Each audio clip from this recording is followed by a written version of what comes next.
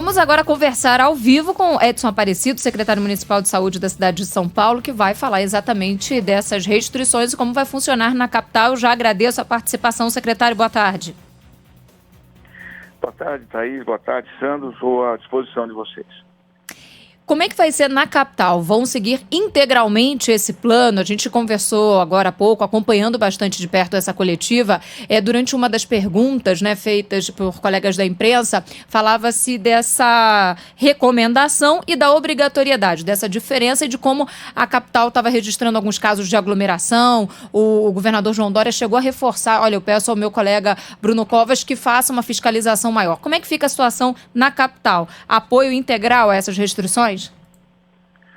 Olha, o município sempre, o prefeito Bruno Covas acompanhou as medidas apontadas pelo Comitê de Contingência e pelo governo do estado. Aliás, a prefeitura sempre foi mais rígida, inclusive nas medidas adotadas. Nós, por exemplo, a questão da volta às aulas, nós demoramos mais para voltar às aulas, a volta de cinemas, teatros, jogos de futebol. O município sempre adotou medidas mais restritivas, né? A vigilância sanitária do município, inclusive, que é uma vigilância muito preparada, mas é uma vigilância não para momentos de pandemia, né? Num momento de pandemia como esse é fundamental, por exemplo, nós temos a colaboração da Polícia Militar, né? O governador, no ano passado, inclusive, teve um decreto que colocava e estabelecia, inclusive, as obrigatoriedades da PM. Então, a PM, cooperando inclusive com a vigilância sanitária do município, nós vamos poder, evidentemente, avançarmos muito mais na fiscalização dessas medidas. Mas sempre o município, sempre o prefeito Bruno Covas, nós adotamos aqui as medidas do Comitê de Contingência de maneira, inclusive, mais acentuada e mais rígida. Isso foi ao longo do ano todo, passado, e tem sido agora também. Então, secretário, continuo nesse mesmo ponto. Existe a possibilidade, então, não sei se acabou de ter o anúncio, mas, claro, o governo do estado e a prefeitura, imagino que já tenham conversado sobre essas medidas. A capital paulista pode adotar medidas mais rígidas? Por exemplo, tem alguma definição, área de saúde, educação, em relação às escolas municipais, que a recomendação é fechar, não é uma obrigação? Não, agora o prefeito Bruno Covas deve, amanhã, inclusive, ele tem coletiva sedada. Normalmente o prefeito nos convoca para que a gente possa analisar as medidas do estado que passam a valer a partir de segunda-feira e ver então a forma com que o município vai atuar. Essas medidas anunciadas hoje pelo governo do estado, elas são importantes na medida que elas tiram de circulação, ou podem tirar de circulação, mais de 4 milhões de pessoas, né? A forma com que ela está sendo colocada, com o toque de recolher, com a questão do escalonamento do transporte, com ainda o fechamento de alguns setores, com a não realização do campeonato paulista e também da atividade religiosa. Então, isso é um conjunto de medidas que tira de circulação um contingente importante de pessoas aqui na capital, até pela escala e pelo tamanho da capital, é onde se tem o grande reflexo, inclusive, do sucesso dessas medidas. O ano passado, durante 42 dias, 8 milhões de pessoas deixaram de circular na cidade de São Paulo. Exatamente porque a cidade, primeiro, havia uma compreensão melhor, mais adequada da população sobre a gravidade da pandemia, coisa que a gente não tem nesse momento, né? E todas as medidas apontadas pelo governo e pela prefeitura foram seguidas. Então, a nossa expectativa é que, com as medidas anunciadas agora, a gente possa exatamente chegar a esta restrição, esse número de restrição de circulação, para que o sistema público e o sistema privado de saúde suportem a pressão dos próximos 15 dias. Secretário, exatamente sobre essa pressão que eu queria trazer aqui a palavra do senhor agora, porque a gente já fala de uma possibilidade, algumas reportagens hoje até cedo falavam de 15 dias para frente, de possibilidade de colapso. Qual é o cenário hoje e como a capital está se preparando exatamente para esse período? Nós aumentamos, para você ter uma ideia, Thaís, nos últimos 10 dias, 230 leitos de UTI na capital e cerca de 120 leitos de enfermaria. Mas a ocupação foi muito grande. Hoje nós temos 84% de ocupação dos leitos de UTI e 74 nos leitos de enfermaria.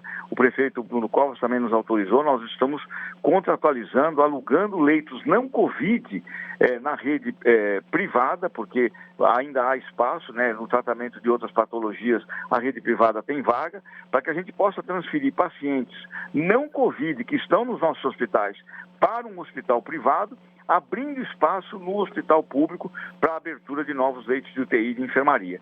Então, nós estamos tentando todos os dias aumentar a oferta de leitos para suportar essa pressão do aumento de casos e internações. Por isso que é fundamental que a população colabore nesses próximos 15 dias, né, seguindo essas orientações, saindo de casa sempre que apenas o necessário, usando máscara, que é dessa forma, juntando esse esforço coletivo, que nós vamos passar por esses 15 dias aí, que serão bastante difíceis.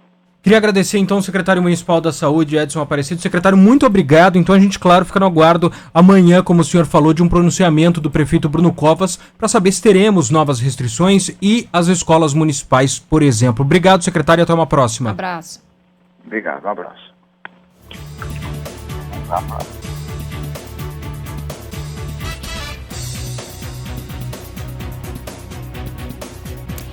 E muitas dessas medidas dizem respeito exatamente aos bares e restaurantes, né? Muitas dúvidas em relação ao setor de serviços. Percival Maricato, presidente da Abrazel, Associação Brasileira de Bares e Restaurantes de São Paulo, já está na linha conosco para falar do impacto dessas restrições mais severas. Eu agradeço muito a participação. Boa tarde.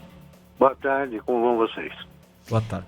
Vamos nessa. Queria já começar falando do impacto imediato para o setor de bares e restaurantes, já muito impactado, né, desde o início da pandemia, mas agora ainda mais. Como é que fica a situação a partir de agora? É uma via crucis, né? Parece não terminar mais. Evidentemente, continua havendo um extermínio de restaurantes. Nós, há muito tempo, vínhamos advertindo que os principais causas da pandemia não estavam sendo atacadas, né? Atacavam restaurantes, bares, e o transporte público, as festas clandestinas, as aglomerações continuavam. E chegamos a essa situação, né, incrível, né, terrível, medonha, e não nos restou outra coisa, inclusive, senão apoiar o lockdown, mas não podemos apoiar essa questão de não poder pegar um prato de alimentos na porta do restaurante. Isso já não tem nada a ver, né? Não é uma proteção, é um excesso que não resolve coisa alguma. O governo tem mesmo que parar com aglomerações e não ficar tirando dessa forma. Para o ouvinte que não acompanhou, né, esse anúncio, a partir de agora os bares e restaurantes podem funcionar apenas com delivery, o delivery 24 horas, mas apenas delivery. E o takeaway, que é você passa ali, pega e leva para casa, está proibido. Essa é uma medida diferente, nova em relação a outros momentos da pandemia e impacta bastante o setor. Como é que funciona? A gente tem em São Paulo muitos locais que não têm a capacidade de funcionar via delivery, estavam atuando apenas com essa entrega na porta? Sim, os menores, os mais pequenos, às vezes não têm condições de entregar via delivery, né? Tem mais dificuldades, às vezes optam por fazer uma coisa mais barata e não pagar essa entrega, porque essa entrega chega a custar às vezes 28%, 30%, e o produto então fica inviável. Então havia sim essa atividade e ela agora proibida atinge os pequenos. Não vou dizer que era uma atividade muito grande no setor, mas do jeito que ele está, qualquer ajudazinha, qualquer oxigênio serve para o estabelecimento tentar sobreviver mais um dia. E por isso é que a gente não gostou muito dessa medida, vamos pedir uma revisão, e também porque, mais uma vez, dissemos que era o tipo da decisão inútil, né? Só prejudica e não resolve. Esse tipo de takeaway, o sujeito passa, liga antes, prepara, passa lá, paga e leva embora. É um contato mínimo, né? Mínimo de segundos. E Então não teria que ser, essa é uma vedação que, a nosso ver, é inútil. Agora, eu queria aproveitar também para perguntar, você falou aí de revisão, né? Há uma possibilidade de recurso, seja na Justiça ou mesmo de alguma conversa com o próprio governo do Estado para tentar reverter essa decisão? Decisão na Justiça, entrar na Justiça, nós não pensamos, a gente está preocupado com a situação que nós vivemos, onde nós chegamos, e como eu falei, a associação está apoiando medidas assim, de impacto de uma vez por todas para ver se isso resolve. Estamos num apoio crítico, condicionado, porque exigimos que as verdadeiras fontes dessa situação desagradável sejam extintas. Eventos que as pessoas se aglomeram, inclusive transporte público. E vamos pedir uma revisão semanal, porque é evidente que o setor não aguenta ficar fechado mais do que 1 ou 2 semanas. Na terceira, na quarta, já a mortalidade já fica imensa, perde-se muitos empregos. Então é claro que uma pequena empresa não pode sobreviver, né? E o governo tem que pensar também como é que vai ajudar. A prefeitura precisa cancelar IPTU. A prefeitura, nesse momento, está cobrando TPU. Muita gente está recebendo TPU. Quer dizer, o sujeito não pode nem pôr mesa dentro de casa, quanto mais mesa na calçada, porque o TPU cobra o preço de mesa na calçada. Então, veja que situação que nós chegamos. Queria agradecer ao presidente da Abrazel, Associação de Bares e Restaurantes de São Paulo, Percival Maricato. Percival, muito obrigado por mais uma vez atender a Band News FM. Até uma próxima. Abraço. Pois não, até mais.